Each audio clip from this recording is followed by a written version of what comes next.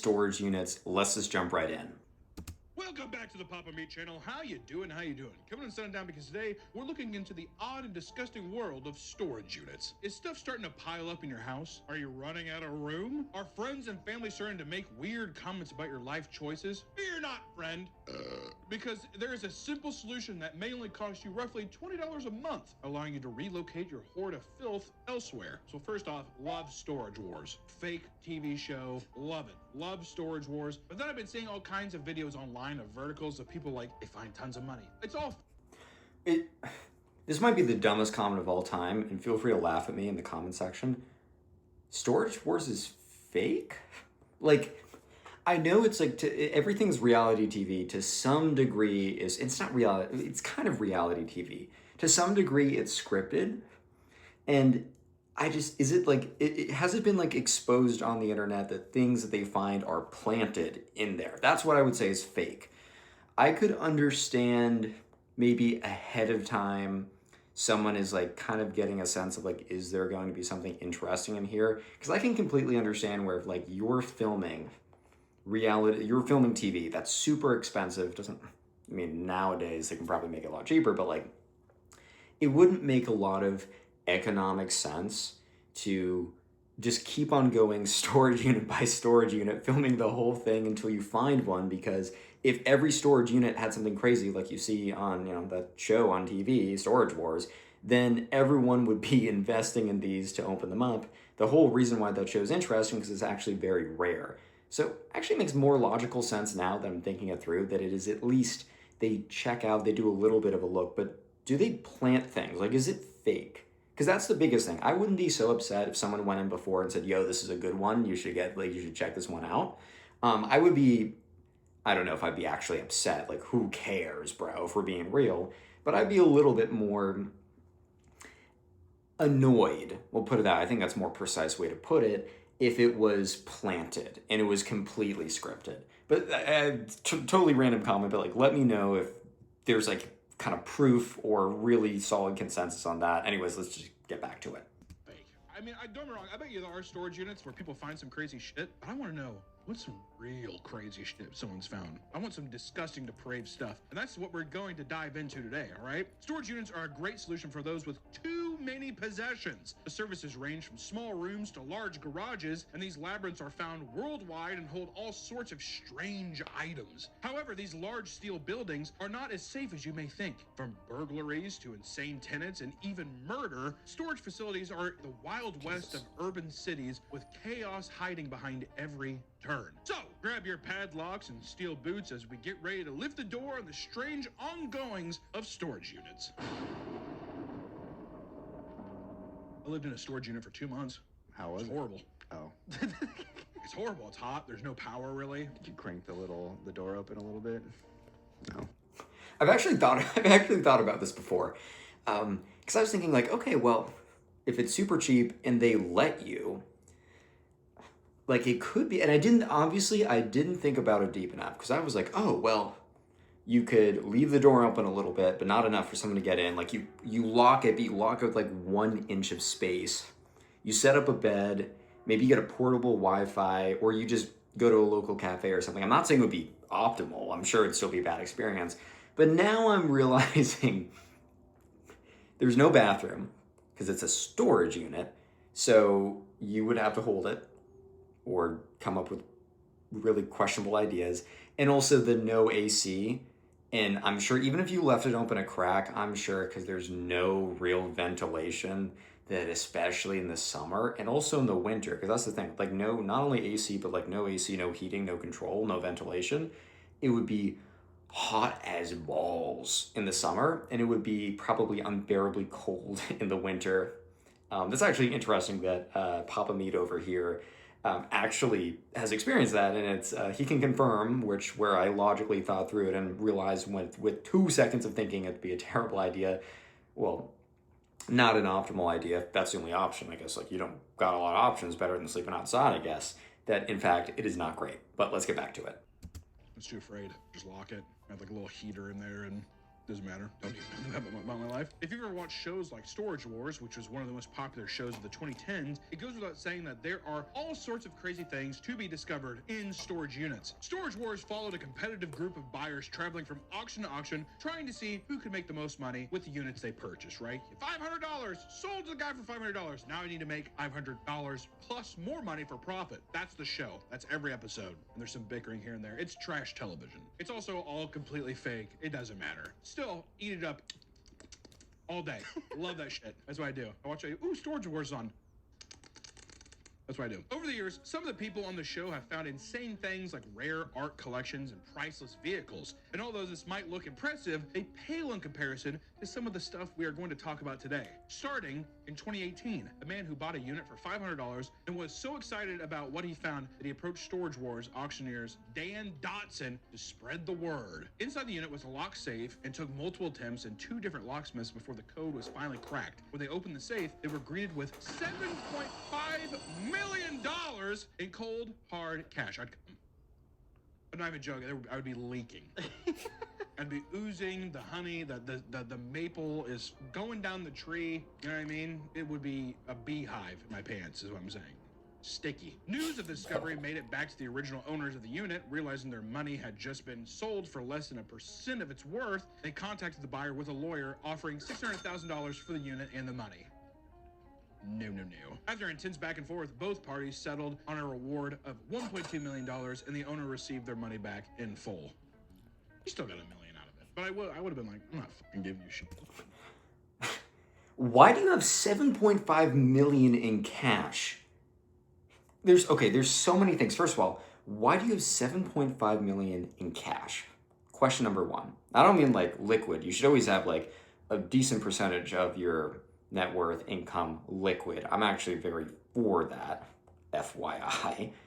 But 2, why is it in cash?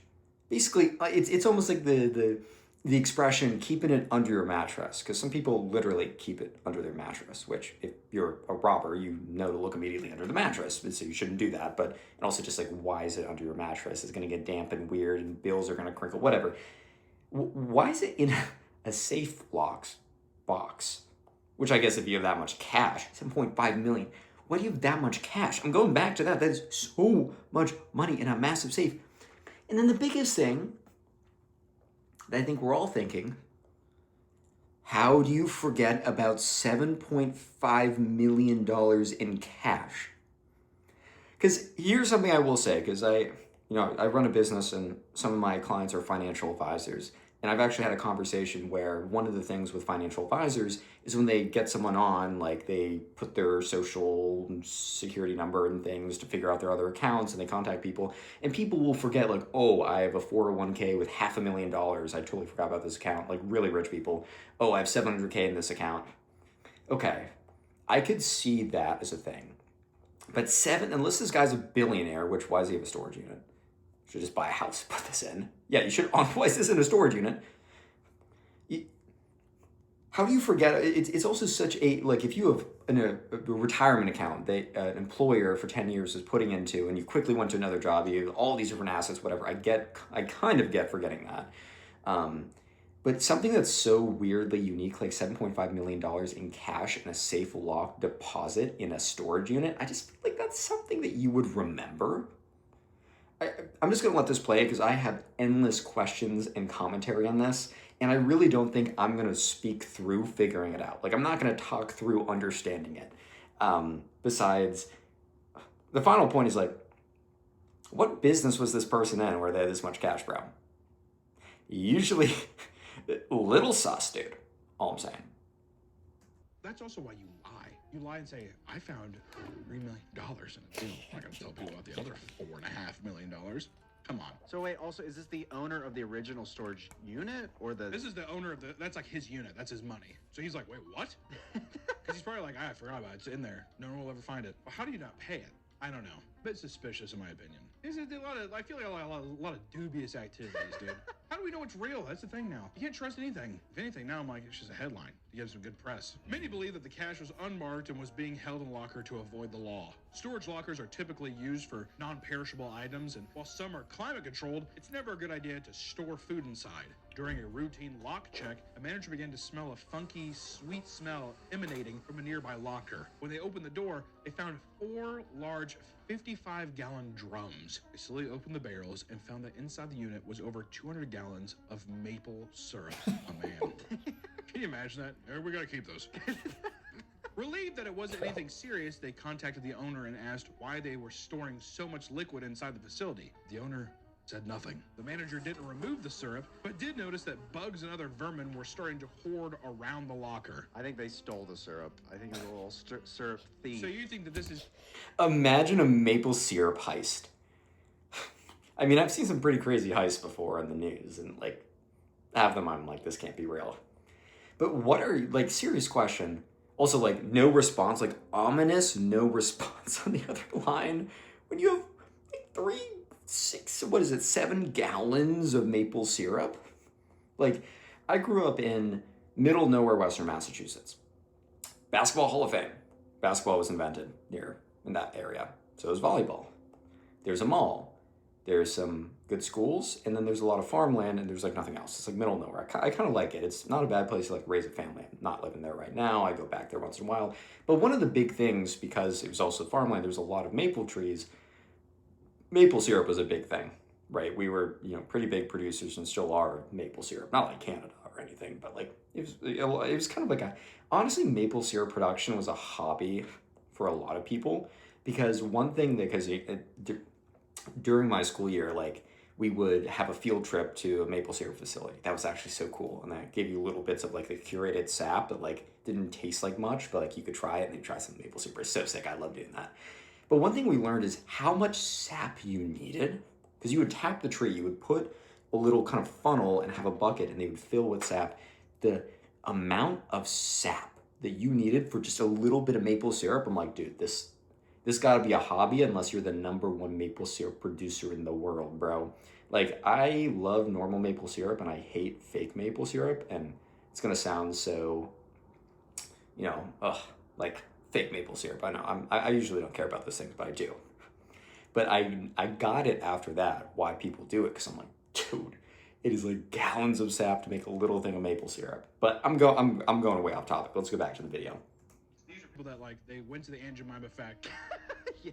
Does syrup go bad? I don't think it does. I think about it. I'm like, I don't think I've ever seen bad syrup. Editor note: can syrup go bad? Yes. Oh. Editor, also, sorry, do some math. Aunt Jemima is how big? So if there's that many 55-gallon barrels, how much maple syrup is that? And is it worth the headache? I feel like that's like $400,000 worth of maple syrup. There's no way it's that much money. I'm gonna guess it's maybe a little over $1,000 worth of maple syrup. Like, not enough to me. I'd like to have to. Dude, that's even the funnier. I mean, it's pretty funny in general. But it's only worth $3,800, which I know you're like, Connor, that's almost 4 bands. Like, that's a decent amount of money. Yeah, I'm not gonna like throw 4 bands on something stupid. Like, that is a real amount of money, but it's like, why do you have $4,000 or almost $4,000 worth of maple syrup in containers in a storage unit? And whenever someone like questions it, you go silent and suspicious. Like, we're not digging in deep enough about why are they being so sus about the maple syrup. Is not to be weird, and also like, you're allowed to like the things you like. But is this just like a thing that some like 2 people in the world are like into in that way? It's like the weird kind of fetish thing or something. Dude, I don't know why my mind is going there, but also like, where else is my mind supposed to go? Is this some like supervillain who's like about to cover the world in maple syrup 1 gallon at a time, and he's collecting storage units to put them in? Like, dude, what? I don't know. Maybe it was his great-grandfather's maple syrup, and his great-grandfather passed away, and it was like a family heirloom, and these were barrels that were created during his time, and these are the last 7 or so barrels that remain, so they're really important, but why? carry the barrels in there, there's no way it's Wait, worth oh, it. did we say 455? I was thinking like 55 Even then, you think that's $400,000 worth of condiments? It's a condiment at the end of the day. I love how high you price maple syrup, dude. A lot of storage facilities act as graveyards for deceased people's stuff. Once the person is gone, their belongings can sit there for years until the container is auctioned off along with the stuff inside. One of the most common finds is war memorabilia left behind by veterans. Usually it's old medals, uniforms, and guns, but on rare occasions, it leads to live arsenals being discovered, aka they have like a fucking bomb. Out in Rockwell, Texas, bomb squads were called to a storage space containing what they were told were live military-grade munitions. When they arrived, they were greeted with boxes of hand grenades, old ammo, and even live tank rounds. That guy's just like, I want to take them. My business is not done. After safely removing all the explosives, they were taken to a nearby field and detonated. God, what a fun day. How sick would that be? Dude, if I'm like I guess this might be bomb squad, but like, let's say like I'm the police officer, the local officer on duty. I'm in a small town, middle of nowhere. Nothing really happens, which is good, right? It's like you don't want crazy things to happen all the time. You don't want your job to be like too dangerous. But you just, imagine you took this day off. You come back to the office and you're like, oh, slow days always, boys. And they're like, no, actually, we found these old bombs in this storage locker and we went to a field and we blew them up. I would be so mad. I would be so mad. I would be so upset if I missed that day. Because this is genuinely, that would be so unbelievably fun. I'm sure it's pretty stressful, like if these bombs go off, and like bomb squad is like super intense, obviously. But I can only imagine like being like, nah, I'll take this day off. I'll take it as a sick day. I'm not even that sick. And then you come back and after nothing happens in your hometown, and then yeah, we blew up big things in a field. That will never happen again, dude. It'll never happen again. Well, you got to use them. Look at your buddy. You're making my dreams come true. Oh, that's... So did they get to watch? Yeah. The people blowing them up? Or I meant the people who bought the storage unit? Oh, they better. I'd be like, yeah, this is fucking bullshit. You better let me blow. I'd be like, you need to rent me a tank so I can shoot this. I feel like you can rent tanks for not that much either. There's no guns. Like they're not, but you can drive them. That's a lot of places you can do. You can like run over cars with them and stuff. Oh, but in a location, you can't just take it to your house. No, it's a, okay. No. No, the treads would tear up the road. The city would be very mad. It is unclear who the previous owner was and how they acquired such a dangerous collection. I like to think it was a Nazi. Why would you like to think that? Why does that like give you a smile thinking that? Just a man. I don't know why I said like. A little Freudian slip, probably. At a different facility in Pennsylvania, police removed nearly 60 homemade explosive devices. A lot of bombs in these stores. Kind of makes me want to steer clear of them. Now every time I go by a storage unit, I'm gonna be like, motherfuckers getting ready to blow? Probably statistically, there is probably one storage unit with explosives in every single. I would say, yeah. If there's a storage container area, there's got to be one locker that has explosives in it. That's what... So this actually brings up a question, and I don't know if you guys actually have the answer to this. I feel like if I owned a storage facility, and I feel like there has to be some kind of screening to what you put in there, because not only just like obviously explosives, that sounds pretty bad, but on top of that, what if someone is storing illegal goods, right? There's a long list. And then the feds get involved and it's your storage facility. Do you become is this something where as soon as you start screening heavily, then like you're responsible in the same way that like telecom companies or something have what's that act where it's like, if they don't moderate, they have that kind of protection where it's like, if you're not actively moderating, it's like, if you're not curating the content, then you can't be held liable as a like publisher. You're just like someone who holds it. But as soon as you get too close to that, but you can also moderate what you have on your platform. Is it something like that? Or I just feel like it seemed like for this stuff to slip in, like maybe it's most storage units are actually pretty like, hey, we're going to scan this at least, like have a dog sniff through it, make sure. Because like, what about like Narcos, bro? Pablo Escobar. But he would just run up the storage units, right? Or is it going to be so obvious? Or I don't know. Maybe I'm just going on a crazy tirade for no reason, but let's keep going. They have that contract too. There are probably explosives somewhere in here. I don't know. Sign here. Investigators discovered the bombs while investigating the owner for a massive Ponzi scheme. While searching his locker in hopes of finding more evidence, investigators instead uncovered explosives. In total, police removed 60 PVC pipe bombs and over 400 cardboard explosives. like a Home Depot terrorist. The owner, S. von Merchenthaler, was arrested and sentenced to 11 years in prison for illegal possession of explosive and weapons. That guy was starting a revolution. That guy was getting ready. I'm like, some bank just got spared because some motherfucker was going in with that Office Depot fit. If you go digging through people's stuff, you were bound to find creepy items that they didn't want you to see in the light of day. In Florida, a former medical examiner's dirty secrets were aired out when he defaulted on his storage payments. Dr. Michael Berklin, a medical examiner based out of Pensacola from 1997 to 2003, was fired for not creating proper autopsy reports. Yeah, this does not sound good. My asshole immediately did. Following his departure, he continued performing autopsies until 2007, when he stopped altogether. And in 2012, Michael's storage locker was auctioned off for $900 as he could no longer afford it. When the new owner started digging through the stuff, he found a stack of boxes in the back corner and was disgusted by what he found. Inside were organs belonging to over 100 different people. Brains, lungs, livers, and hearts were all found in formaldehyde. That would be a... Whoa. This is what, dude, this just went up a notch. This went up a whole peg. This went up a whole yard. Oh my God. That's actually insane. Well, okay, I'm going to tell you the thought that first came to my mind after like the shock of what he just said. If this guy needed money, I guess if they're in formaldehyde, you can't. Okay, isn't there like a pretty big dark market or like illegal market for like body parts? Like I feel like I've heard that on crime TV shows and on the internet. I feel like if this guy's like keeping stuff, why, like, is it just like a collection? I feel like if bro needed to be breaded up, well, you know what probably happened? He was probably making good money as a doctor, as doctors do, and he just kept these as like a weird collectible, which like, oh, bro, just get a replica, dude, or just buy one from someone else. Like, come on. But maybe it got a little bit out of hand. And now he's like, I can't sell these because like, hey, so I was a doctor and I'm selling this patient's lung. It's in formaldehyde. Like, yeah, that's going to be tracked back to you. So I guess maybe it was just like a weird thing, but like if he needed money at the moment, which I'm going to say he didn't, like that would have made more sense to me. I think this is just some kind of like sick obsession or something like that, dude. Oh, it's so weird.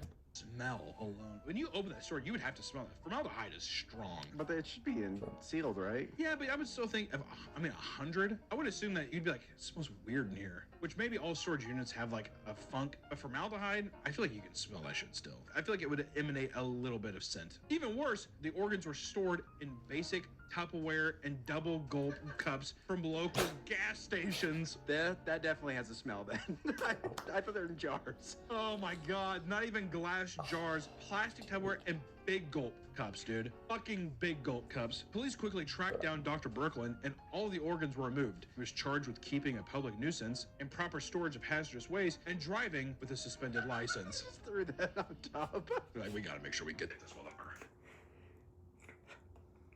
There's no charge, like, those almost feel like such light charges. Is there, and tell me in the comments right now, lawyers or legal experts or whatever, people who are just into this, not like into this, but you know what I mean.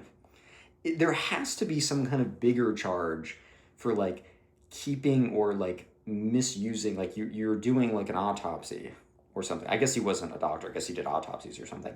Like stealing those organs isn't like, especially with an autopsy, wouldn't that be like tampering with evidence? Because maybe like with these autopsies weren't like murders or something, just people dying, but like I feel like if there could have been something found, do you understand what I'm saying? Like if there could have been something found in the autopsy that changed it from natural cause of death to this is an active investigation, I feel like there has to be some kind of charge of like tampering with potential evidence. Is that just like not a thing in the books? And it is just hilarious how they also said, and driving without a suspended license. Like they just looped that in, dude. So funny. 10 families were notified of their deceased loved ones being found in the locker. Michael never faced any jail time. How? Because he posted his $10,000 bond and walked away. Posted $10,000 bond, but was unable to afford the storage. I'm telling you, Exactly. every one of these is just a little suspicious, isn't it? To be fair, if he's putting the brains and organs in big gulp containers, I don't think he really gives a fuck that much. So everyone's kind of cool. Yeah. threw it in there. I want to know why he did it. Do you think it's just trophies? Probably. If you're doing the autopsy stuff, you have to have a fascination with the human body in some way where you're maybe what do you probably they're probably like prize organs. That's the most beautiful liver I've ever seen. You got to take a little trophy every time you cut someone open. Well, exactly. You're not gonna need this now. I thought he was going to do something much more diabolical. I thought it was fucking dead bodies. Because also, that's another thing too. People that do autopsies and shit, this is me just completely speculating and no real fact to it. I imagine all those people fuck the bodies. I think men that have dead women in there, I think they definitely have sex with Actually, bodies. I think I've read that women are actually more likely to do something to the body. If a guy dies with a boner, the boner stays. Oh, Because the blood stays there, right? It's not circulating anymore. What would a woman do? Now that I said that, I don't know. Fingers all calcified, whatever, and she's just like, hey guys, this video is sponsored by Star4 Easy. Below wasn't the spaces into people to look for units. Certain storage facilities offer climate-controlled units, apartment, all kitchen, plus, but still.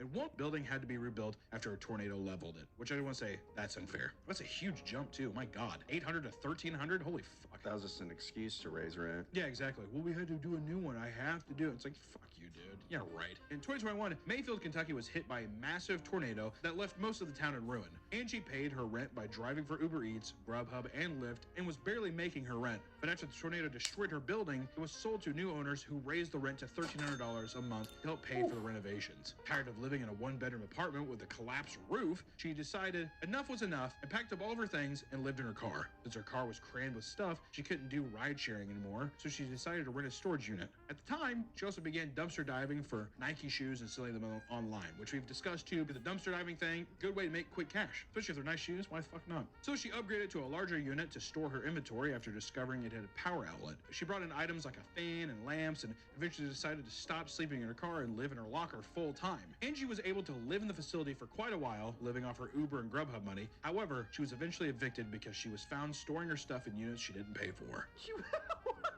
All right, Angie. Angie was she was rolling hot. She was like a Scorsese It's crazy to me that she was evicted for putting stuff in units that she didn't live in or own, but she wasn't evicted for sleeping in or living in the units, because like I feel like that has to be. I feel like if I'm a storage unit owner, and I'm not. I don't think I will be.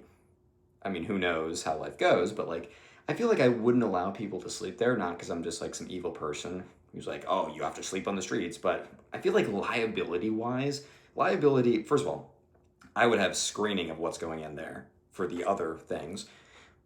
It also just feels like to me that there's such liability in like having someone live there. Like I feel like that's much higher liability. And she's also posting all this on TikTok. So it would be honestly really ironic if she got caught and evicted from this because she was posting like her putting stuff in on TikTok, bro. I feel like there's so many videos online of people just self-snitching by just putting it on the internet, right? Look, I'm a big social media poster. I love posting stuff. But like, dude, if I'm doing something a little, I'm not just gonna blast it on, yo, Instagram, what up? Like, I'm not gonna do that, bro. Protagonist in a movie, and then that's the thing that flew too close to the sun. To make things worse, she lost her Uber and Lyft license because of a DUI from 34 years ago and has since moved to a different, cheaper storage facility where she lives now. I'm gonna say that's fucking bullshit. 34 years ago I had a DUI and Uber gets me for that? Word? How about you fucking forgive and forget, dude?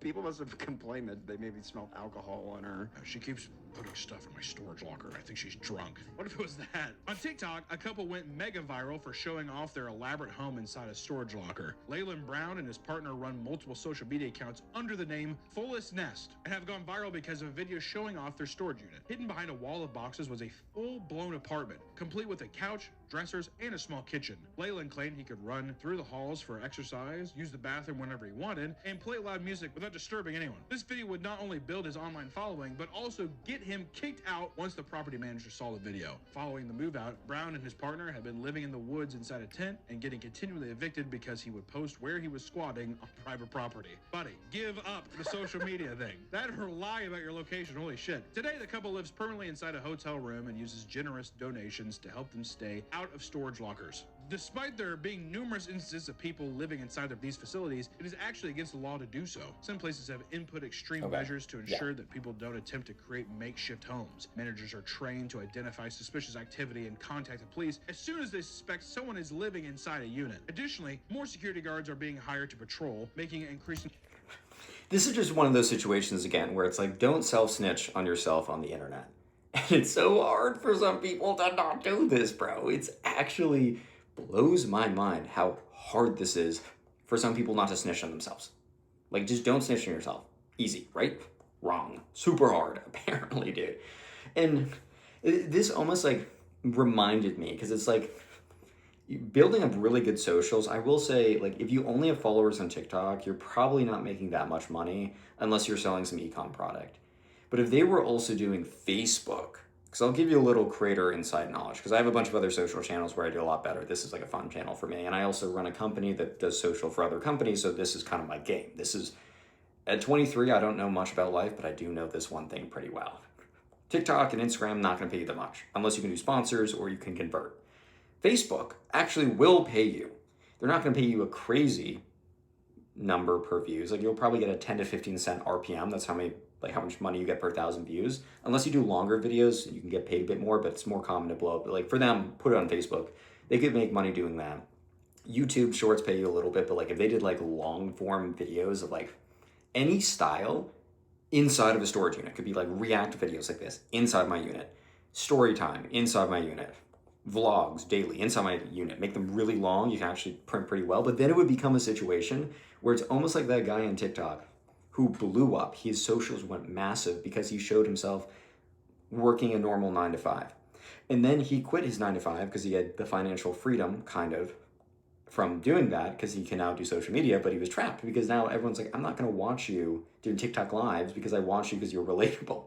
For them too, would be like, imagine they got super rich, but they could they were making a lot of money, because if they were super rich, then they could do whatever. But they were making a lot of income, or a decent income, maybe like 60, 70K or something, where it's like good income, but not enough for you to like go, if this isn't like a career, then you can't go off and buy a house. And they were like forced to, like, they had enough money to live in a normal place, but they only made money because they lived in, unusual, I should say. I don't want to say like normal, unusual places such as a storage unit or middle of the woods or something like that. That would actually be crazy ironic and pretty standard internet thing. Difficult to stay overnight. New locations are being built to be more hostile inside, with no restrooms on the property, no electricity or temperature control, and even poor circulation to prevent air from circulating. Excessive. It really seems like storage facilities are growing more heartless by the day, and the staff shows no sympathy, which comes across some as dehumanizing. If someone's just like, I want to rent this unit, I'm going to stay inside, I'm storing myself. What's the big fucking deal? It's a violation. It's a code violation. Also, you're not paying enough rent to live there. Yeah, exactly. Well, do you think they're just... Okay, so this is kind of my take. It wouldn't really be like you're not paying enough rent to live there, because if you are a landlord, in theory, and there's a lot of bad ones, I've seen the stories, in theory, it's supposed to be livable conditions, a certain number of windows and heating and electric and water. Like the people who own this apartment I'm in right now, that's all included. I think, for me, the reason why it seems like they do not want people living there is probably for the liability. Because I'm sure because honestly, if there was no liability or whatever, be a storage unit owner and be like, hey, I charge a bit more, like maybe I charge a little bit more than your standard place, but I let you sleep here. I don't care. You can do what you want. It's worse conditions than an apartment. But I have a feeling it's not them just being, and they could be totally heartless and I could be wrong, but I have a feeling it's because they would get in a lot of legal trouble and there's just so much liability on the table that they just don't want to deal with. And that's the reason. Tell me if I'm wrong and they're just being, because I feel like you could just make more money. Like if you're just thinking of it from the perspective of how do I optimize how much money I make? And just like logical, no emotion.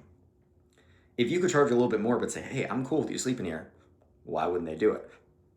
Maybe you'd have to have a guard active and that costs a little more, but like, I think it's probably like a litigation and liability thing where it's like, yo, I'm not, like, this is not up to code. The government's going to shut me down. The city's going to shut me down. That's why I'm like, can't let this happen. That's what it seems like to me. like Somebody using the bathroom way more. Utilities are going to go up. I'm gonna start my own storage facility, and then I'm gonna have an option to live in the storage unit for a little extra. You have to sign a waiver being like, if you die from a heat stroke in here because I've done the AC sucks, you're in a storage unit. Okay, you can't sue me. You need to realize this is a storage unit, so then don't come to me and be like, it's too hot in here. Is it? You know what I mean? That's fair to me. Like any business, you're going to encounter weird customers, and storage centers are no exception. For some reason, the halls of metal doors and concrete flooring really get people hot and horny. Numerous cases of people getting caught having sex have been reported, and what is even more strange is that 90% of them are cheaters trying to find a hidden place to elope. I'm going to treat my baby right. I'm take her to the storage unit. It's hot in here. Cause yeah, you could set up a bed. Oh yeah, that's a good idea. Easy. Jesus. God damn, dude, you need to calm your ass down. In Cleveland, Ohio, the chief of police was found cheating on his wife with another woman. Chief of police is so funny. Wes Snyder had served as police chief for a decade and was widely respected for his dedication to the city. Definitely respected by somebody. That all changed when workers at the storage facility noticed that he and Sharon Marr, a city nonprofit employee, were entering a unit together for 60 to 90 minutes several times a week. God damn, good for you. God damn, 60 to 90 minutes. This boy knows how to put in some hours. I mean, like, realistic, I was thinking like 20 minutes. When the staff opened the doors, they found the couple having sex in a makeshift sex dungeon. The dirty... Okay. Dude. I've also talked about this before. I just can't understand cheating for a lot of reasons. But even logistical. Let's say that you had no emotional qualms with cheating. It just like logistically, there's so many chances for you to blow up your life and reputation. And then I also feel like you'd always be on edge with your partner if like they're gonna find out or the person comes forward. Also, like if I pick a life partner, I'm picking a life partner. But also, dude, imagine the way you, after being a respected chief of police, the way that you go out is because you were doing it in a storage facility and it hits the news, bro. It would be over. I guess if you want to go out in flames and glory, I don't know if it's glory. If you want to go out in flames, but you really want to go out and you want to be memorable, maybe infamous, but memorable, I guess this is a way to do it. So there's a lot of other interesting storage unit things that's covered in this video. I'm linking it in the description of this video, so subscribe to Papa Meat over here and watch the rest of this video, but also click one of the videos on the screen right now to keep watching more React videos and subscribe to the channel. But that being said,